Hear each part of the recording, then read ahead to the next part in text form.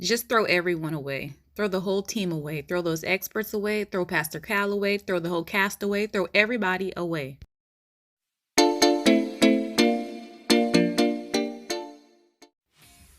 Hello and welcome to my channel. This is Joy from a Sound Mind. If you are new here, welcome. If you are not new, then you probably know that I have another channel, She Speaks To, all things Liberia. Even if you're not Liberian, if you want to know how people lived in another country, you're welcome to check that channel out, and I'll put the link in the description box. Today I'm going to be talking about Virginia and Erik. These two were supposedly matched by experts. They were put together because they were supposedly compatible.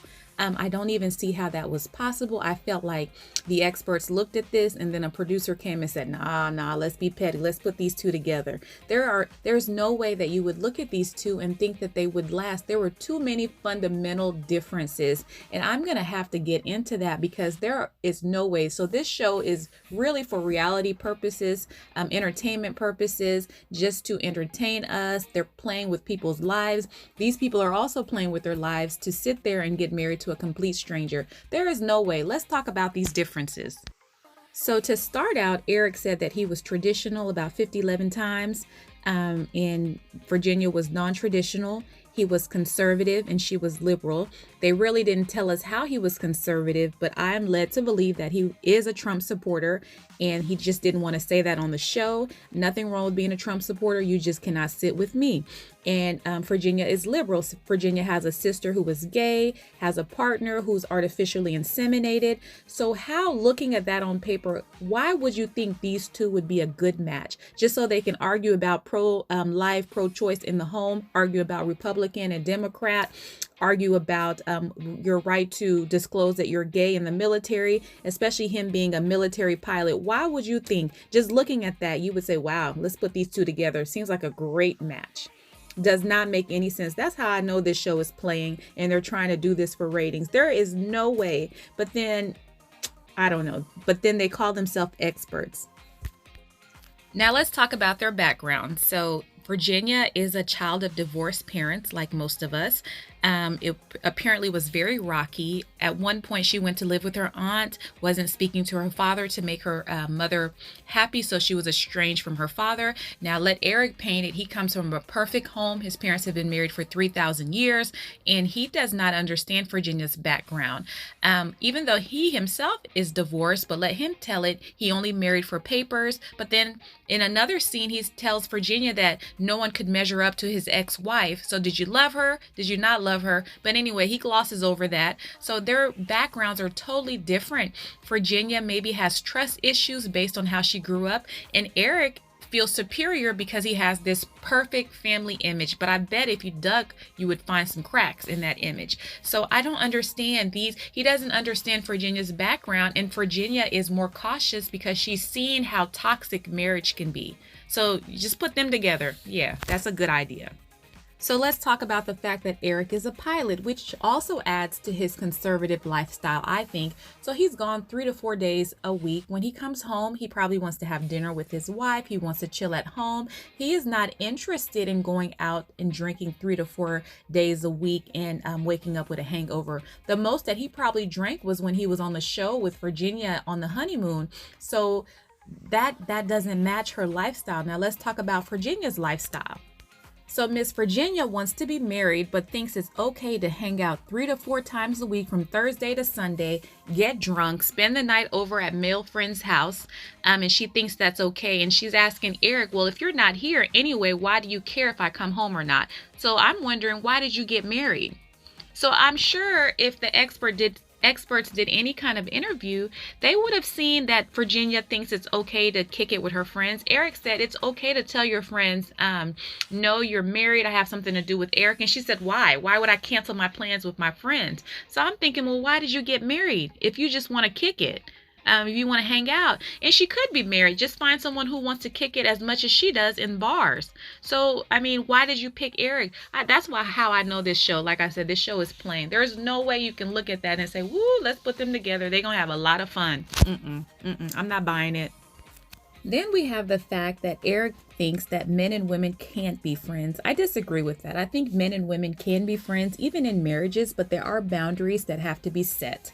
And Virginia thinks there's nothing wrong with not only being friends with men, but also spending the night at her male friend's house once she gets married.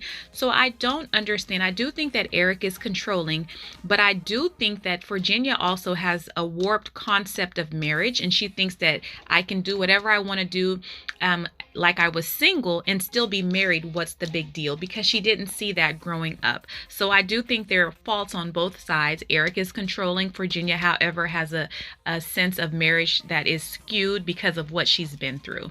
I don't understand both of them. See, once again, they playing. Experts are playing. There's no way you can look at this and say, let's put them together. Then the topic of children. Erik definitely wants children. He wants children, probably like 2 or 3.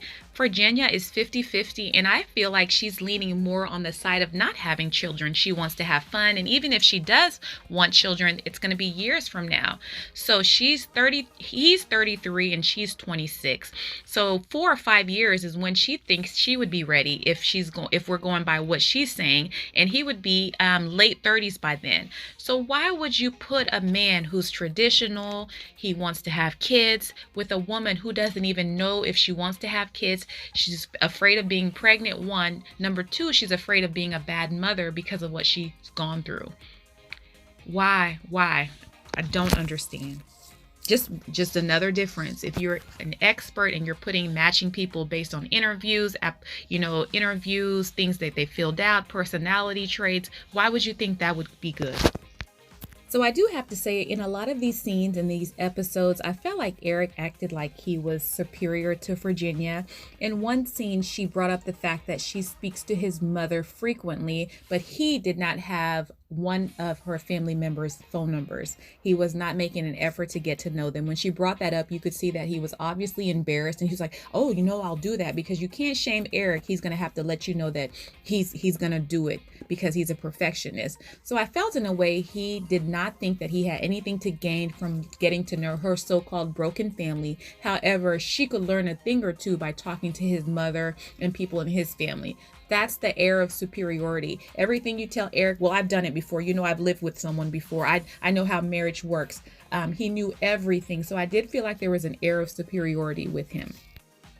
So I'm not saying that opposites cannot attract. That is quite possible, and people can complement each other's differences. What I'm saying is, when we usually meet people in church or at the club, or we're introduced by friends, we don't have the benefit of having interviewed them, having looked at their past history, looked at their family structure or their social patterns. We don't have that benefit, but we're looking at a show where the experts have that benefit, and they still pick the least compatible people and put them together. So I'm wondering, how could they be relationship experts? Because anyone would know that these are fundamental differences, and these are things that are that could not be changed overnight. So if I have the benefit of knowing all that information about you, why would I think that you two would match? So there is no surprise to me that these two have filed for divorce. They wrote it out. They got their checks. When the checks have slowed down, they're getting a divorce. I might be doing a video on Clara and Ryan also, because they had some fundamental differences that just were not compatible. But anyway, this is Joy from Sound Mind. Make sure you like, make sure you comment, make sure you subscribe, make sure you share. I'm trying to grow this channel, and I will see you later.